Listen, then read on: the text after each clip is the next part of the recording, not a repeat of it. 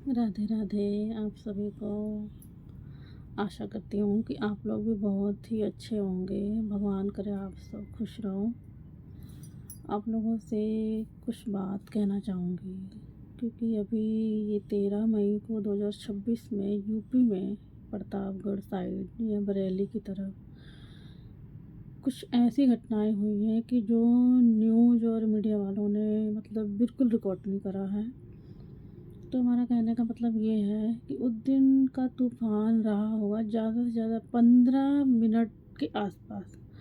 बहुत ज़ोरों की आंधी आई है और मतलब बहुत भयानक तूफ़ान था उस दिन, बहुत ही ज़्यादा। उस दिन छोटे-छोटे बच्चे, शाम का टाइम था, वही 5:15 या मतलब 5:30 से लेके 6:30 के बीच के आसपास का ही टाइम रहा होगा। तो उतनी देर में ही गर्मी का मौसम है तो बच्चे सबके ज़्यादातर शाम के टाइम ही घूमने फिरने निकलते हैं।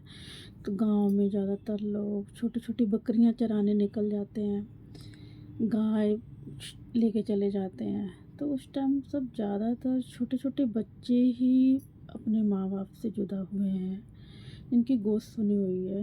वो 13 मई का दिन मतलब नहीं भूल सकते।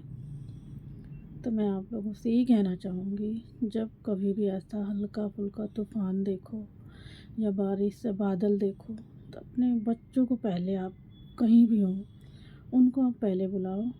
कहीं से भी पता करो, जहाँ भी हो, बकरी चरा रहे हैं बकरियाँ छोड़ दो, गाय छोड़ दो, पर अपने बच्चे पहले अपने पास करो।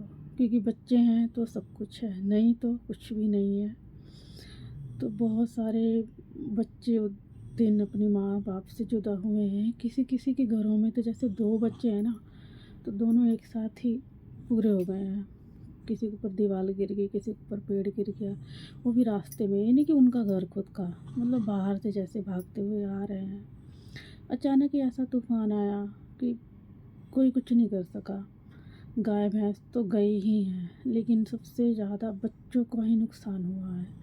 बरेली में आपने देखा होगा, सुना होगा कि एक बुजुर्ग आदमी और एक आदमी भी कैसे उड़ गया था हवा में और उसके हाथ पैर सब टूट गए।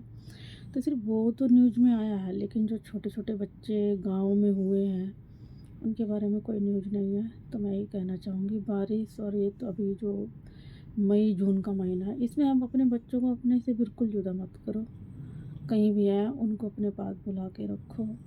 गाय भैंस जो भी है ये तो फिर से आ जाएगी, लेकिन अगर बच्चे बिछड़ गए तो आपको कभी नहीं मिलने वाले। तो इसलिए अपने बच्चों का ध्यान रखो। फ़िलहाल ध्यान तो देखो सभी माँ बाप रखते हैं, ऐसा नहीं है कि कोई अपने बच्चों को ऐसे छोड़ देता है। लेकिन थोड़ी बहुत भी अगर कहीं गलती हो जाए कि हाँ चलो कोई नहीं, यहीं खेल रहे हो, आ जाएंगे, तूफान में आप अपने पहले बच्चों को बुलाओ, उनको ढूंढो, घर का काम छोड़ दो, आप बच्चों को ढूंढने निकल जाओ। अपने बच्चों को बुलाओ, अपने पास ही रखो।